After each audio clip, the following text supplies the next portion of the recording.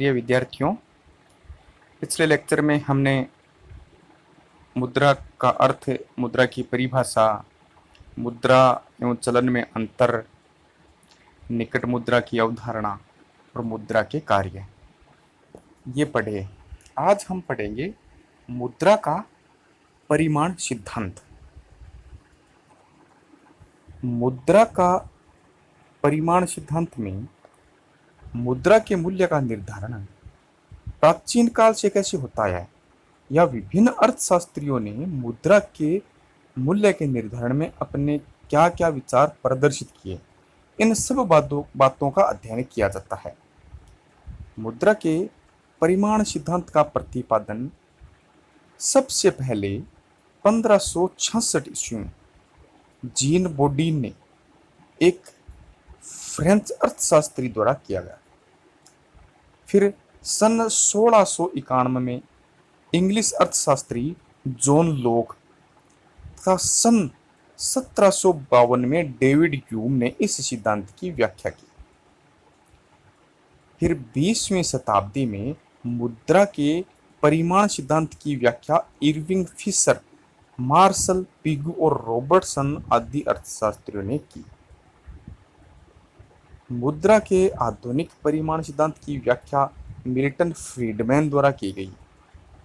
मुद्रा के परिमाण के अनुसार मुद्रा की पूर्ति तथा मुद्रा के मूल्य में विपरीत संबंध है तथा मुद्रा की पूर्ति तथा कीमत स्तर में सीधा या प्रत्यक्ष संबंध है।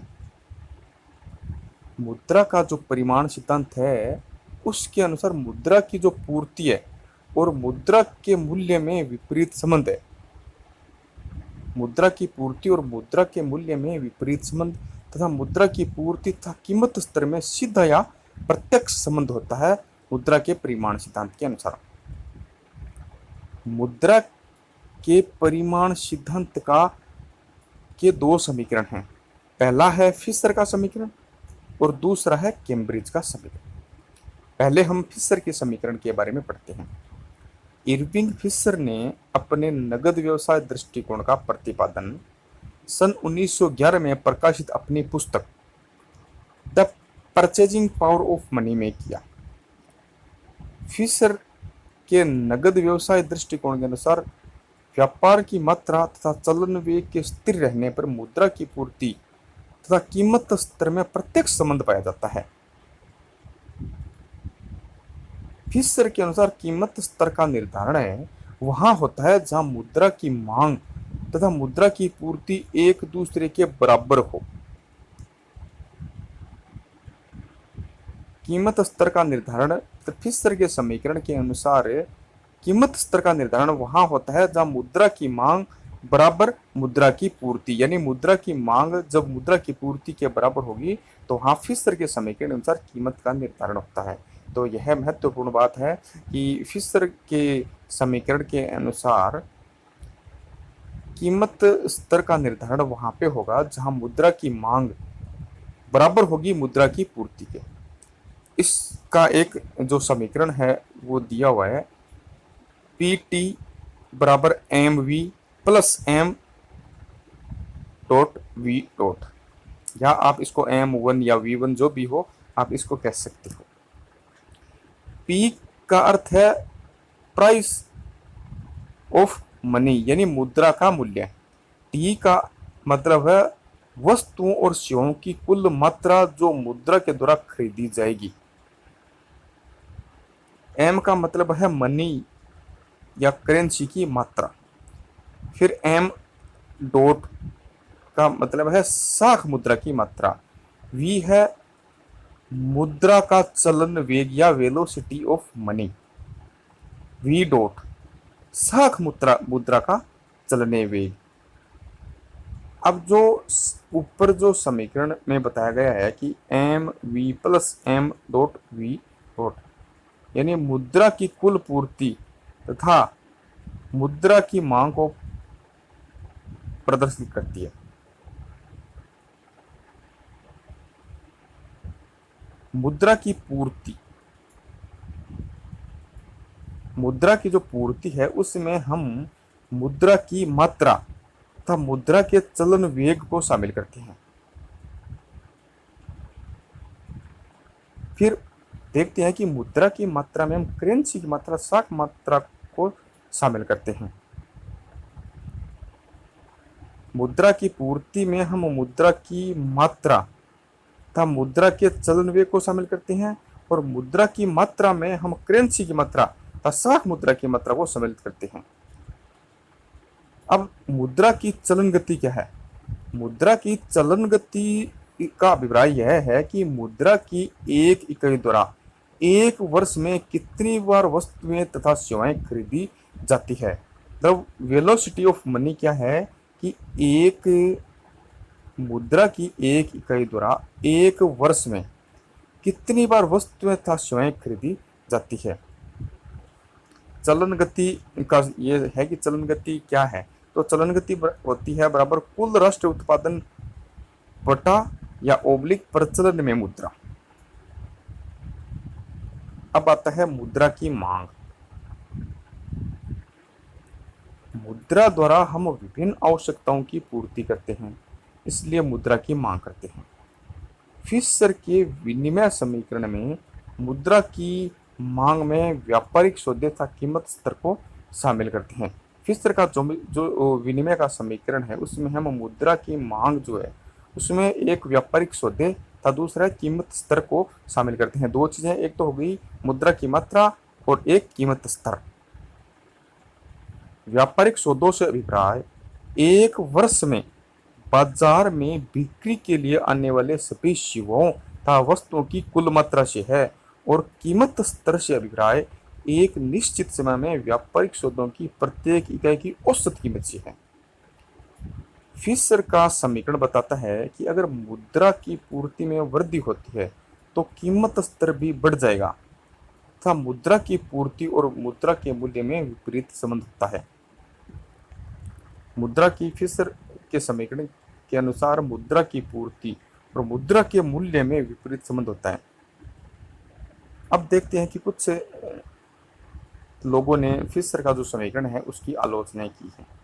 तो वो आलोचनाएं कौन सी है? पहला है कि अवास्तविक मान्यताएं। क्या फिशर ने अपने समीकरण में कई अवास्तविक मान्यताओं का शामिल किया है, जैसे कीमत स्तर को निष्क्रिय तत्व तथा मुद्रा की पूर्ति को सक्रिय तत्व माना गया है, और व्यापारिक सौदों तथा मुद्रा की चलन गति को स्थिर मान लिया गया है। यह इसकी अवास्तविक मान्यता है। मुद्रा की पूर्ति को अधिक महत्व है। इरविंग फिशर ने अपने सिद्धांत में मुद्रा की मांग की अपेक्षा मुद्रा की पूर्ति है उसको अधिक महत्व दिया है। फिशर ने यह बताया कि मुद्रा की पूर्ति है उसमें वृद्धि होने पर कीमत स्तर परिवर्तित होता है, जबकि मुद्रा की मांग का कीमत स्तर पर कोई प्रभाव नहीं पड़ता। तो इस प्रकार फिशर केवल मुद्रा के पूर्ति पक्ष को अधिक महत्व देते हैं। कीमत स्तर को निष्क्रिय मानना। इरविंग फिशर ने कीमत स्तर को एक निष्क्रिय तत्व माना है, बल्कि कीमत स्तर एक सक्रिय तत्व है। कीमत स्तर में परिवर्तन होने में अर्थव्यवस्था के कई क्षेत्र प्रभावित होते हैं। कीमत स्तर में वृद्धि होने से उद्यमी के लाभ के स्तर में भी वृद्धि होगी। इस प्रकार कीमत स्तर को निष्क्रिय तत्व मानना गलत है। पूर्ण रोजगार। फिशर का परिमाण सिद्धांत केवल पूर्ण रोजगार की अवस्था उसी में लागू होता है, परंतु प्रोफेसर केन्स के अनुसार पूंजीवादी अर्थव्यवस्था में अपूर्ण रोजगार की अवस्था पाई जाती है, और यह सिद्धांत अपूर्ण रोजगार की अवस्था में लागू नहीं होगा। फिर है व्यापार चक्रों की व्याख्या करने में असफल। फिशर का परिमाण सिद्धांत है जो व्यापार चक्रों की व्याख्या करने में असफल रहा है। यह मंदी तथा तेजी की स्थिति में मुद्रा की पूर्ति तथा कीमत स्तर की व्याख्या नहीं कर पाता, क्योंकि यह व्यापारिक सौदों का आकार तथा मुद्रा की चलन गति को स्थिर मान लेता है। फिर आता है ब्याज की दर के प्रभाव की अवहेलना। इरविंग फिशर का सिद्धांत कीमतों पर ब्याज की दर के प्रभाव की व्याख्या नहीं कर पाता। सबसे पहले मुद्रा की पूर्ति बढ़ती है। मुद्रा की पूर्ति में वृद्धि होने से ब्याज की दर कम होती है। ब्याज की दर में कमी होने से निवेश बढ़ता है, निवेश बढ़ने से आय तथा उत्पादन बढ़ता है, आय तथा उत्पादन बढ़ने से कीमत स्तर बढ़ता है। परंतु फिशर ने मुद्रा की पूर्ति तथा कीमत स्तर में सीधा संबंध बताया है तथा ब्याज की दर के प्रभाव की अवहेलना की है। फिर अमौद्रिक तत्वों के प्रभाव की अवहेलना।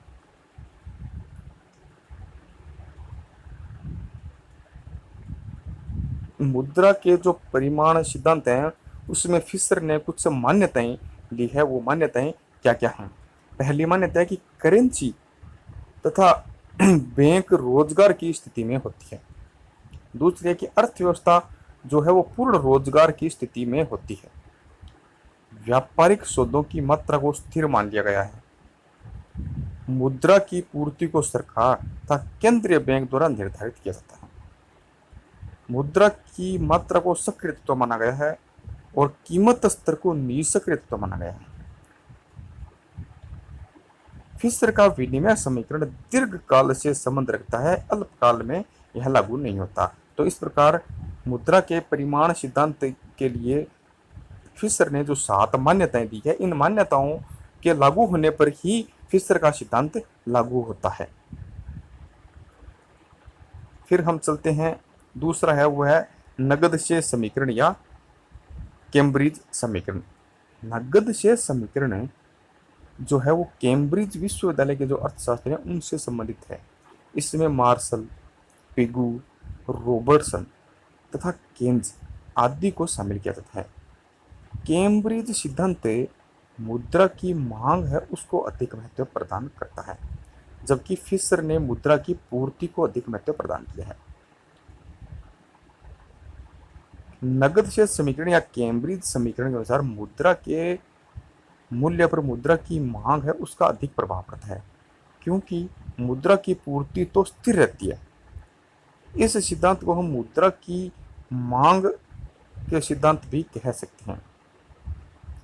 तो कैम्ब्रिज समीकरण का अध्ययन करने से पहले मुद्रा की मांग और पूर्ति को समझना जरूरी है।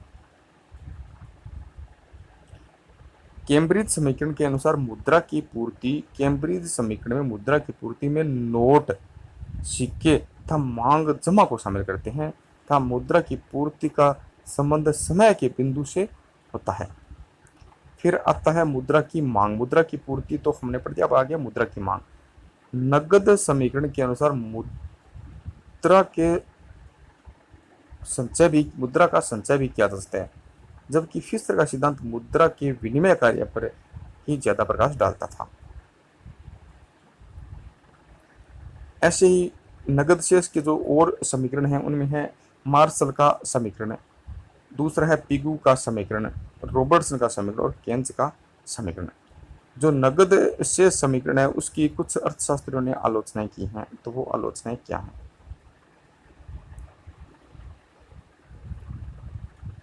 इस सिद्धांत में यानी कि जो कैम्ब्रिज सिद्धांत है उसकी कुछ मान्यताएं अवास्तविक हैं।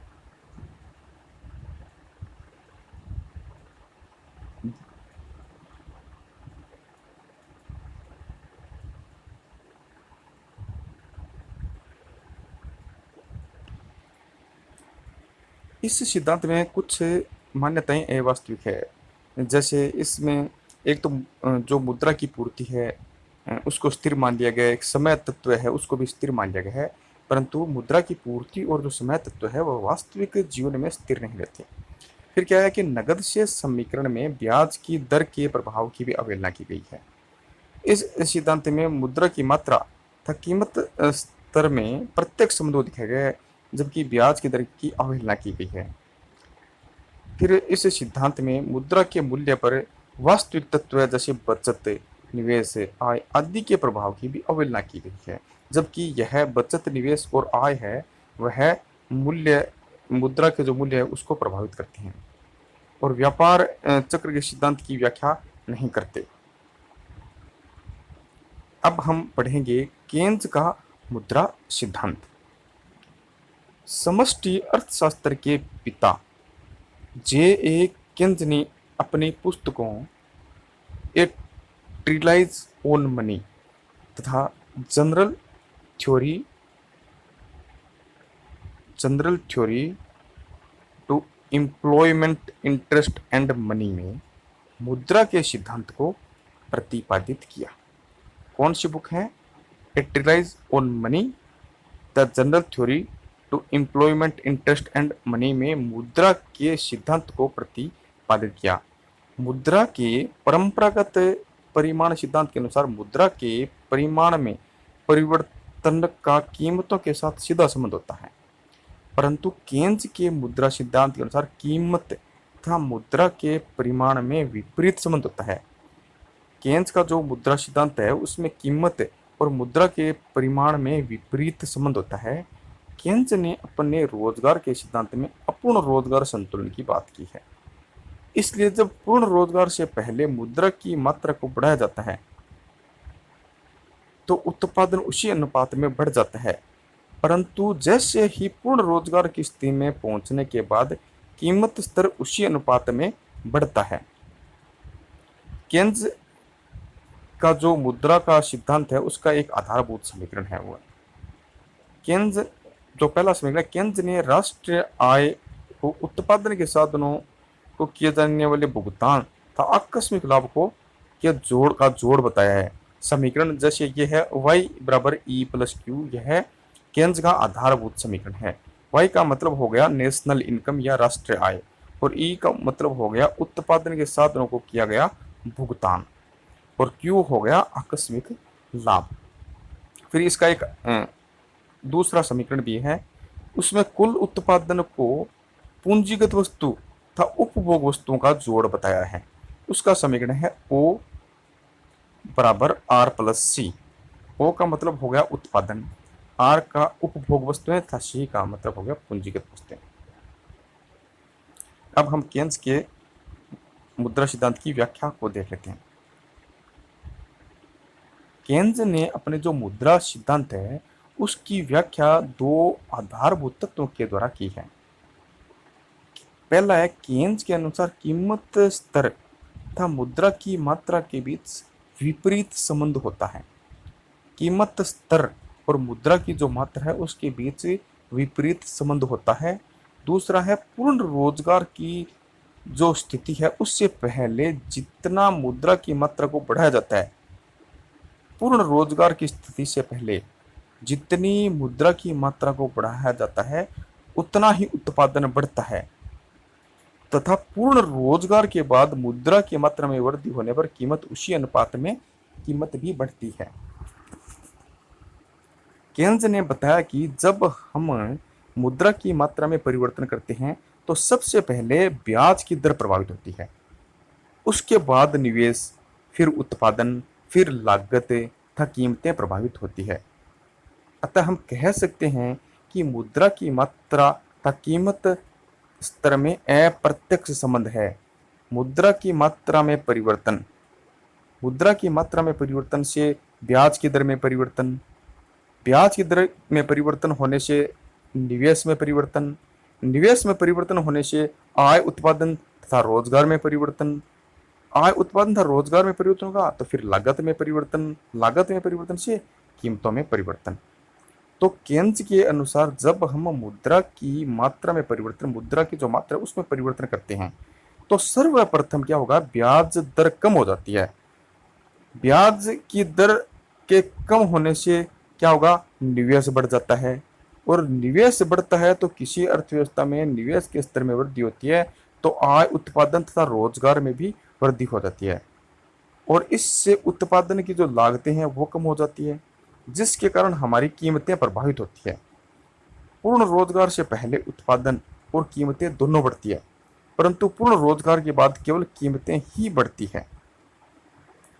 लॉर्ड केन्ज ने अपने रोजगार के सिद्धांत में अपूर्ण रोजगार संतुलन की बात की है। इसलिए उन्होंने बताया कि पूर्ण रोजगार के स्तर से पहले अगर मुद्रा की पूर्ति को बढ़ाया जाता है तो उत्पादन और रोजगार में वृद्धि होती है, परंतु पूर्ण रोजगार के स्तर पर पहुंचने के बाद केवल कीमत स्तर में वृद्धि होती है।